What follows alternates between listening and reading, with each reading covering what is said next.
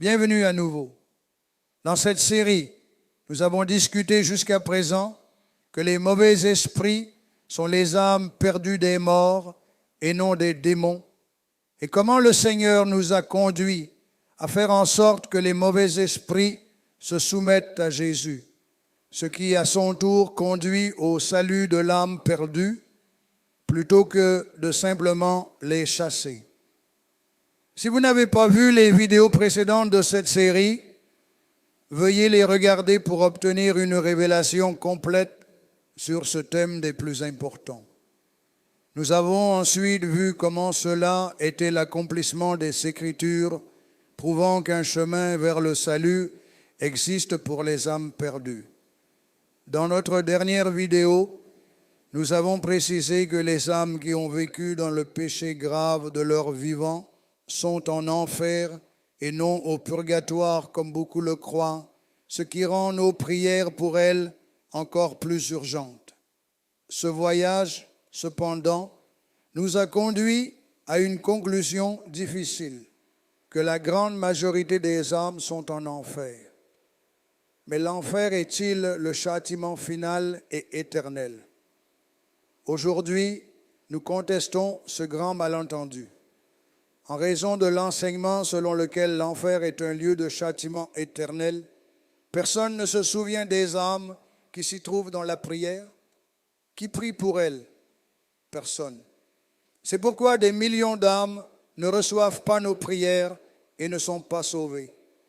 Mais grâce à la visite de Jésus en enfer et à l'évangile qu'il y a proclamé et à sa victoire sur l'enfer et la mort, nous avons maintenant le droit de demander le salut des âmes perdues. Nous avons le droit de demander le pardon des péchés de nos ancêtres, même ceux qui ont commis des péchés graves. Les gens ne sont pas conscients de ce droit. L'enfer n'est pas le lieu éternel de châtiment, et la preuve en est dans le livre de l'Apocalypse, chapitre 20, à partir du verset 11. Je lis maintenant de l'Écriture.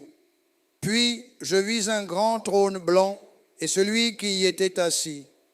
Je vis les morts, grands et petits, debout devant le trône, et des livres furent ouverts. Et les morts furent jugés selon leurs œuvres.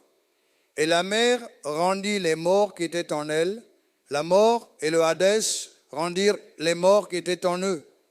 Puis la mort et le Hadès furent jetés dans l'étang de feu. C'est la seconde mort, l'étang de feu. Et quiconque ne fut pas trouvé inscrit dans le livre de vie fut jeté dans l'étang de feu. Ainsi, la Bible parle d'un lieu appelé l'étang de feu, qui est la seconde mort. La seconde mort est le véritable châtiment éternel. Après qu'une personne y est jetée, elle est perdue pour toujours.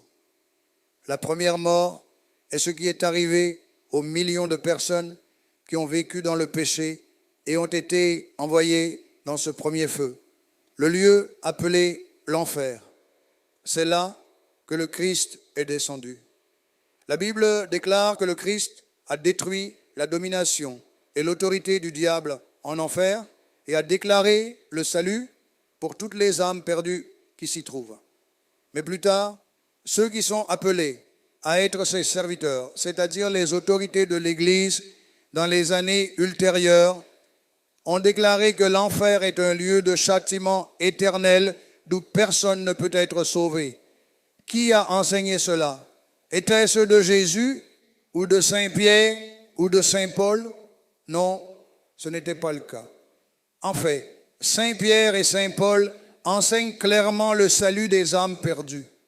Dans Éphésiens chapitre 4, verset 8, Saint Paul enseigne la visite de Jésus en enfer, où il écrit « Quand il est monté dans les hauteurs mêmes, il a emmené beaucoup de captifs avec lui. » Et Saint Pierre dit clairement que Jésus a prêché et sauvé les âmes perdues en enfer.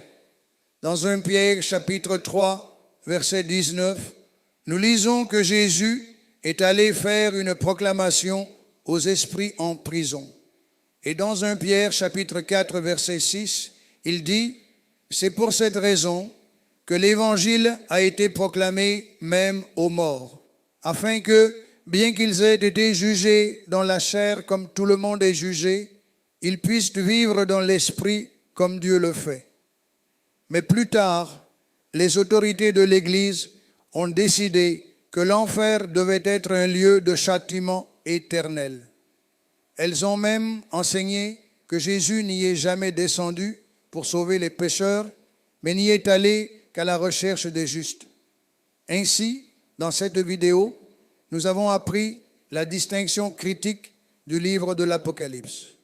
L'enfer est un lieu temporaire, mais l'étang de feu est le châtiment final et éternel.